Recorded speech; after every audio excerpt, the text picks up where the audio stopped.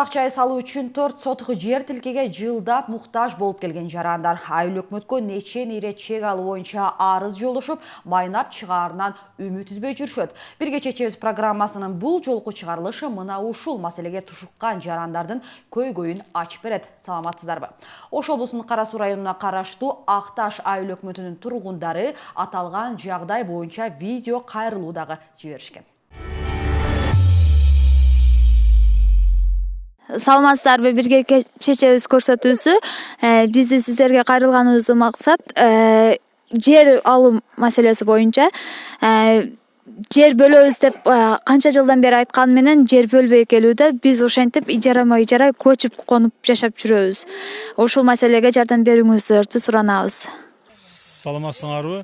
Бирге чечебиз деген программа биздин ошо Акташ айыл өкмөтүндө ушунча жылдан бери чек берилбей жатат. Ошого бизге көмөк берсеңер.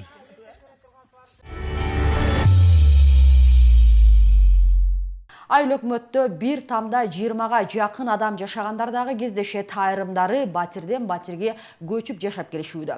Биз алардын ичинен бир үй бүлөнүн турмуш шартына баш бактык. Акташ айыл аймагынын тургуну Дилфуза Каниевалар 2006 жылы жер алууга арыз ташташкан деген менен чек бериле электигин кабарлоодо. Азыр ижарага алган 2 бөлмөлүү үйүндө кайын-ата, кайын-эне, бала чакалары менен жашап жатышат.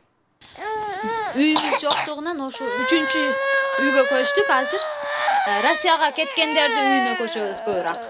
Россияда 3-4 жыл жүрүп келет, анан кийин келгенден кийин бошот дейт. Биз бошотуп чыкканга аргасыз болобуз да. Үй биздики эмес да. Качан чык деген убакта чыкканга туура келет. 3 баласы бар, кайненемдин 2 уул, 1 кызы бар. Кызы күйөөгө тийип кеткен, 2 баласы ошентип көчүп конуп жашайбыз. Кайнакамдын дагы 2 баласы бар. Балдары деле чоң-чоң болуп калды. Алар да квартирада жашайт. Ошондо бири дагы жер ала элек? Жок, жер ала элек. Мынтип тургундардын жер алып, турак жай куруп отурукташа электиктерине байланыштуу жашаган жеринде каттоого да турушкан эмес. Ошондуктан мамлекет тарабынан берүүчү социалдык камсыздандыруулардан дагы пайдалана албай келишүүдө. Маселен, мындайда балдарына пособия чегерүүгө да мыйзамда жол берилбейт. Ижарага тургандыктан бул үйдүн документин ала алган жокпуз. Дагы анан кийин чоң кайненемдин үйүнө учетко коюп көрдүм. Учетко коюп көрүп, ошол боюнча алсам болобу экен деп кайрылсам, семьяда адам көбөйүп кетти. Силерге пособия бере албайбыз деп ошентип коюшту. Эгер пособия алганымда 2 кызым тең детсад жашына жетип калды. Бирөө детсад жашынан өтөйүн деп дагы калды. Ошо пособияга чегерип алсам, мисалы үчүн, ошо төлөп аткан садиктин акчасы чыгып турмак жок дегенде. Кара Суу районунун Акташ айыл өкмөтүндө жер тилкеге муктаж жарандардын саны 2000ден ашты. Алардын алды 20 жыл мурун айыл өкмөткө арыз тапшырып коюшкан. Дегенменен ошончо убакыт өтсө дагы чек берилбей жатат деген нааразычылыктары бар. Алардын маалыматына таянсак, турак жай курууга бөлүп берчү бош жерлер турганы менен бөлүштүрүп берүү токтоп турат. Ошо 85-жылкы балама мен чалым өтүп кеткен болсо, ондан 5 жыл мурун өткөн ошо малды арыз таштаганбыз. Ошо малды арыз таштаганмын, 2 балам арыз таштаганмын, менен пенсионеримин үй калса, бирөөсүнө берип калса деген ой менен экөөнү тең алам деген оюм деле жок. Андан кийин да бербеди, аябай кыйналдык. Биз 8 небере бир үйдө. 8 небере 14-15 жамбыз. Келин кесектер менен.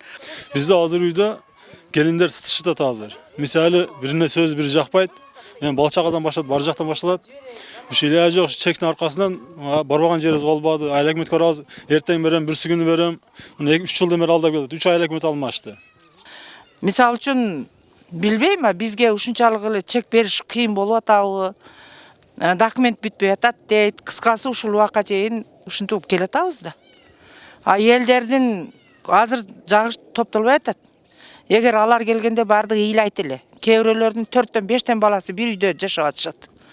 Анан кийин баягы 5тен 6дан чек алып, ашыкчаларын сатып аткандар кайсы закон негизинде ким келип текшерип, ниче мына 5 балага берилет дагы, мыналарга берилет деген адам жок.